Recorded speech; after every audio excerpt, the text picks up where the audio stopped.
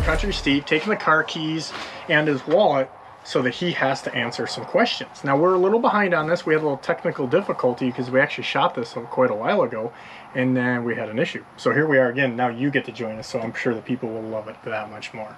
I don't blame you. Do you have anything you'd like to say up front? Word of the day is crumb dick. That is Ross. You know, that's what we've learned in the South this week. Southern word that applies to you too. Not sure where it came from, but that's the word of the day, boys and I don't girls. even know what it means, but I know it's not a compliment. That's what I know. Speaking of things, here we go. Number one, reading on our fancy chart here, producer dude. What is your favorite fall brawl and area and feet of water to fish? I'm not going to lie to you, I'm not going to answer this. Because I feel like this is overstepping the bounds. Like, I don't want to start off right in the gate of, like, no. Fall brawl area, it's wherever the fish are at. That's where I'm going to go with. Like, I feel like this is, of all the questions you could ask Country Steve, like, this is kind of a cop-out. They're going to be, I catch them here, and we catch them in the bottom, but then sometimes we catch them in the middle. That's about where I'd go with that answer. In all honesty, like, nobody's going to answer that because there's so much on the line and doing with this stuff now. But in Sandusky to Geneva. Yeah. But, I mean, truthfully, even, you know, where it's been won in several years, I know where it's been won, and that's not what was maybe told everybody. Is that because the guy came in and was screaming he had the winning fish? Well, you were with me with one of those, yeah. Yeah, it was last year. Yeah, that's, you know, there's some luck involved with that, no doubt. But I think that people, like you said, the fish move from year to year, the water clear. I mean, there's so many things that the bait. There's no depth. No. I mean, they're just. But if we did have it, I mean, we are very open on these things. But do you really think that we put that out there? It's kind of bullshit. Okay.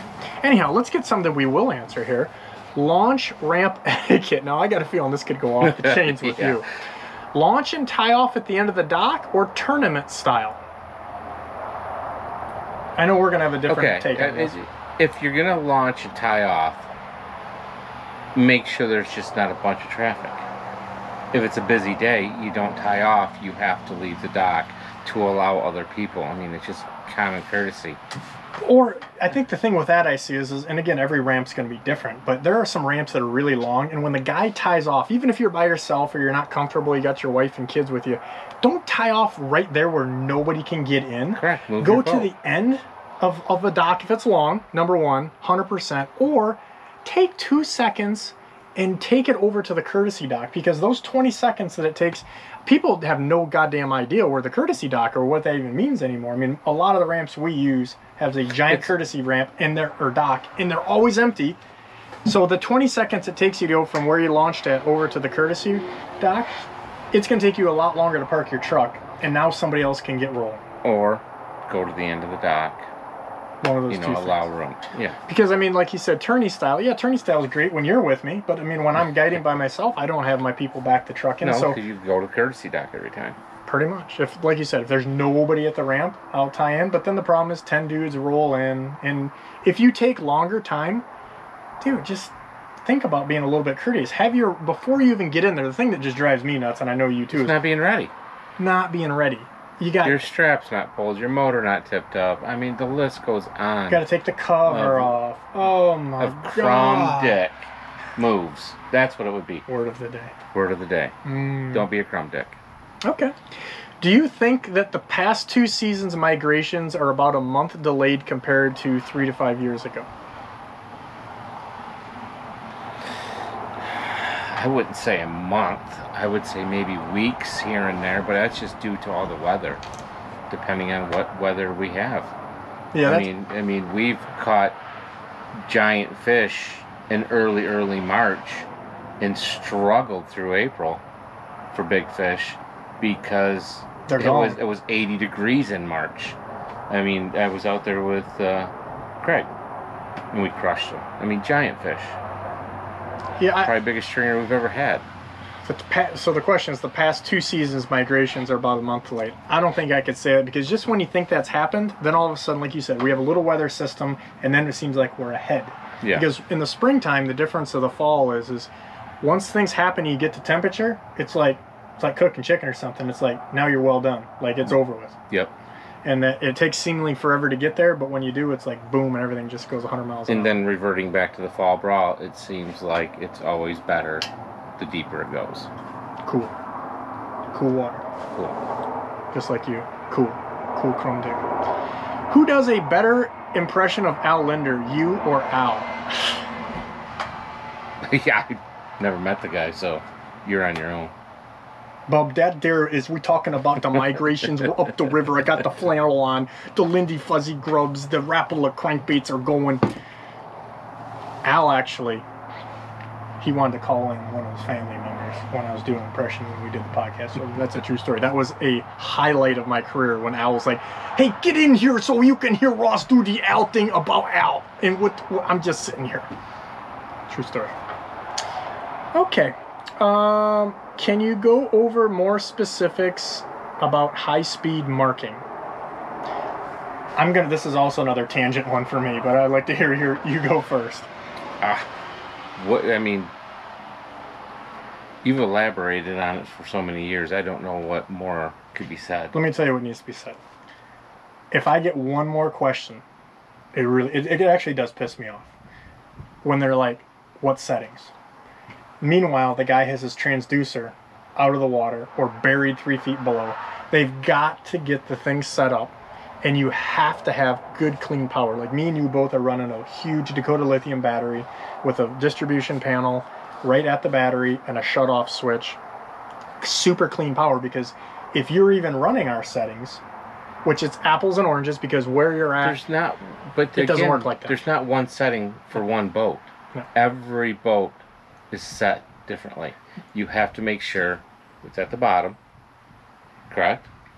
And you got to make sure the angle's right. You got to get the right angle, but the location, like, because we had one question from a guy, and he's like, well, I've moved my transducer 4 times, so that's not it. And it's like, dude, you can move it 94 times if it's not right. And certain boats, like we both run the same boat, right, a Ranger fiberglass, and we've got the step, which is a huge advantage, because even we had Bruce Sampson on the podcast there many times, and he always says every time, makes a point of saying it, if you run a riveted boat, you're never going to be able to get to that same thing, because you don't have a step. Those little rivets create bubble trails, and you're always going to have more disturbance. So your screen's not going to look like us, and you're going to have to do things different. And then the other thing is, if you don't have clean power, if you were to run off your main cranking battery, which I understand some people that's what they're going to do, but then it's going to be totally different. So watch our videos on the setup, the whole system, because if I got into your boat or you got into their boat, chances are you're going to be just pissed off because it's not set up right. Correct. So clean power,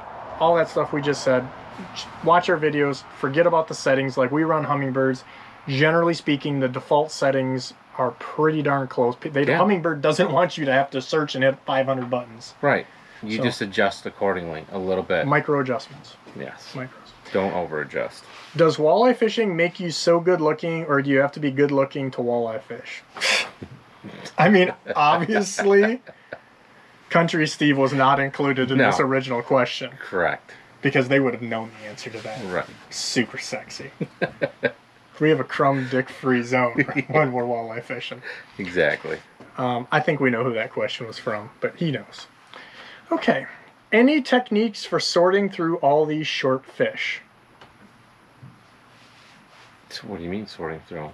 Well, I mean, I think where they're going with that is simplified is when you're catching a million shorts. Move. Well, that was I mean, simple but effective. Well, I mean, short fish are going to be with, I mean, haven't you ever seen this? That the short fish are with the short fish, and you get the next size fish are with those fish, and then when you want to find the big fish are with those fish and not the short fish. I mean, it's move. Yeah, I think to read your graph. Simply put, 100%. And we just, if they watch our Geneva video where we were down there near the Pennsylvania line, where we were fishing that deep water, we didn't have it like hardly any issues. And then the last day that we were there, it was just like short. And we basically, I call it feeding them. We just kept, working our ass off to keep lines on the water, and you got away from them. Because sometimes you got to pick up and leave, but I hate leaving fish, and then I try find fish, right? And then I try to GPS, hit the wave point so you can find out where those pockets are at. So there's 2 ways to approach. I think the other things to do is the little things are often, to me it's kind of common sense, but we're going to speed up. If Yes. we're using cranks or something like that. If we're using spoons, we're going to put way bigger ones on. Like we're even using Silver Streak salmon spoons to get away from that. That's a big deal. Going faster for sure. But just same thing, you just got to move. You got to move around to find your fish. If you're pulling crawlers, I think you have to move. Like 100%. Because you just go nuts. And you're generally probably fishing slower if you're fishing meat. Correct. And it's just going to wear you out. So I think I know who this might be directed at, but do the drapes match the curtains? Does the drapes match the curtains? I think what they're getting at is the carpet. Whatever. I mean, he obviously drapes, curtains. Whatever. You got to match the carpet. That's on them. But I think he's trying to be such a smart ass. Yeah, but not if you shaved the carpet. No. So I mean, look, dude, this is not fake. Like this real stuff right here. Can I sidebar this? You like to go commando. Oh, all the time. My grandson goes commando now. He starts, and I've got a picture of him. It's the greatest picture on my phone. It's in my favorites at the restaurant. He starts with skibbies, and by noon they're gone. Makes his mom so mad. Can I just go through like Country Steve is your grandpa? Like I don't know if that's the greatest advantage in the world or the worst thing ever.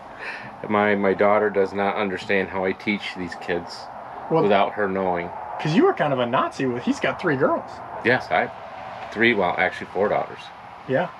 Now you're just like, feed them sugar and bring them back later. Yep. Yeah. Don't be half hour late. Okay.